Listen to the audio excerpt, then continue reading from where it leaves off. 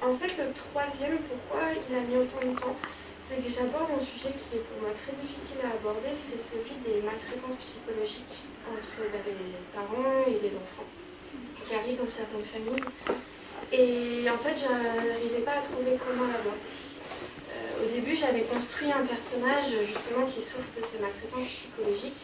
J'en avais écrit de nombreuses pages, et sauf que je trouvais ça un petit peu imbuvable, juste ce personnage-là. Parce qu'en fait, dans mes deux premiers livres, le premier, c'est un peu le monologue intérieur d'une personne. Le deuxième, c'est un petit peu le monologue intérieur d'un livre qui rencontre des gens qui le lisent. Et je me suis rendu compte qu'il faut que j'arrête de faire des monologues et que c'est très intéressant d'avoir des personnages qui se rencontrent. Mais c'est pas quelque chose de facile du tout à faire, c'est quelque chose qui est même très difficile pour moi. Et du coup, au fur et à mesure des livres, c'est quelque chose que je tente d'améliorer. Et en fait, pour ce livre, c'est très particulier. J'ai écrit chaque personnage à des époques différentes, même dans des langues différentes.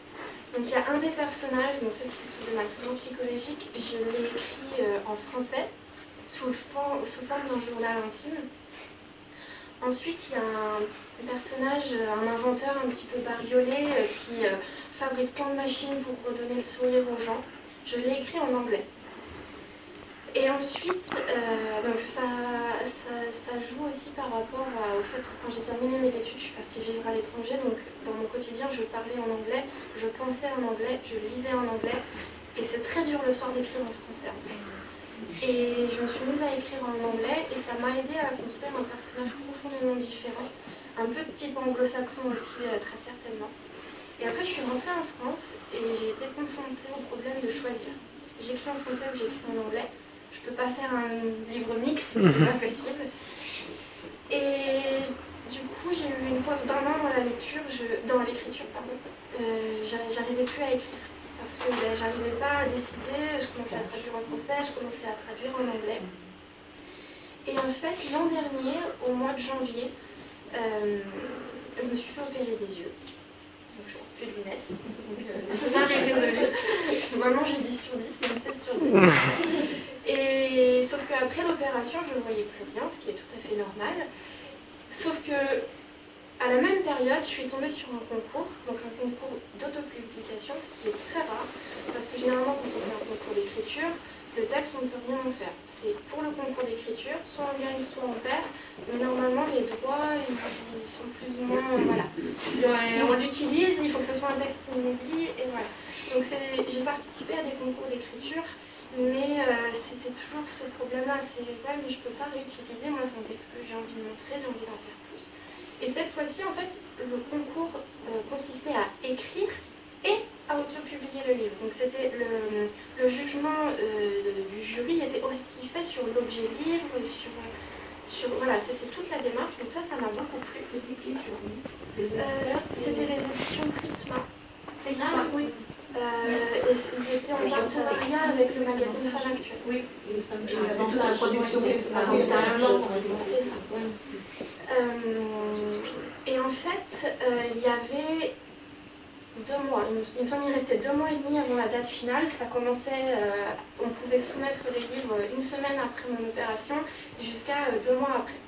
Donc autant dire que la première semaine, vous ne voyez rien, que les 2-3 semaines d'après, ça revenait très progressivement. Et sauf qu'en fait, j'avais une deadline et je ne fonctionne jamais aussi bien que quand j'ai eu une deadline. Et un livre que ça faisait 5 ans que je l'écrivais et que j'arrivais pas à... J'avais beaucoup de textes, mais j'arrivais pas à le mettre dans le bon ordre. En 2 mois, je l'ai terminé. Et en fait, comment j'ai fait, c'est que j'ai écrit un dernier personnage, qui est devenu le personnage principal de l'histoire. Et je suis partie du thème qui avait été donné pour le concours, donc c'était le développement personnel. Ils avaient toute une liste de thématiques qui pouvaient rentrer, donc moi j'ai choisi le bonheur. Et en fait, à la base, ce livre devait s'appeler De tous mes silences, parce que justement il était censé faire référence aux maltraitances psychologiques. Et la couverture était bleu-vert, avec une fille de dos qui regardait au loin dans la mer. Donc c'est des couvertures qu'on voit souvent, ça appelle à la nostalgie, à la tristesse. Et en fait, je me suis rendu compte que je voulais faire un livre sur le bonheur, sur comment on retrouve la joie quand on vit des choses difficiles. Voilà, et redonner de l'espoir aux gens qui vivent des maltraitance psychologique. Donc j'ai complètement changé d'idée. C'est sur les 2 derniers mois que j'ai changé de titre et que je l'ai appelé l'industrie du bonheur. Et j'ai fait quelque chose de très bonbon, sucré, c'est ce que me disent les lecteurs sur les salons du livre, que la couverture fait voilà, très sucré. Donc voilà. Donc au final, une fois tous les personnages reliés entre eux, c'est devenu l'histoire d'une jeune fille qui s'appelle Catherine et qui s'interroge sur son avenir professionnel. Tout le monde lui demande qu'est-ce que tu veux faire quand tu seras grande. C'est une question très compliquée quand on est petit. Les parents, les professeurs, tout le monde la pose. Et elle dit à ses parents j'aimerais travailler dans l'industrie du bonheur. Alors ses parents la regardent. Eux, ils aimeraient bien qu'elle soit médecin ou avocate pour pas s'inquiéter de son avenir professionnel. Donc voilà, ça va être un petit peu flou. Et puis un jour, elle va rencontrer Maïwen, une jeune fille dont le sourire est porté disparu. C'est donc cette jeune fille qui souffre de maltraitance psychologique. Et là, ça va être le déclic. Elle va dire, je vais devenir raccommodeuse de sourire. Sauf qu'elle ne va pas dire ça à ses parents. Les parents, elle va leur dire, je vais faire un stage de raccommodeuse. Donc ses parents croient qu'elle va faire de la couture. Ça leur va pas trop, mais bon, soit. Et en fait, cette Catherine va être chaperonnée par un inventeur bariolé. Donc c'est notamment lui qui a fait cette pipe à bulles, qu'il a un petit peu traficoté. Comme ça, quand on souffle dedans, ça fait des milliers de bulles qui s'envolent partout et qui font sourire les gens. Parce que qu'on soit petit ou qu'on soit grand, et quand on est sur une foire et qu'on voit des bulles, ça nous fait tous sourire. Donc voilà, il va les chaperonner et ils vont tous les deux essayer de partir à la recherche du sourire disparu, la partie disparue de Maïwen.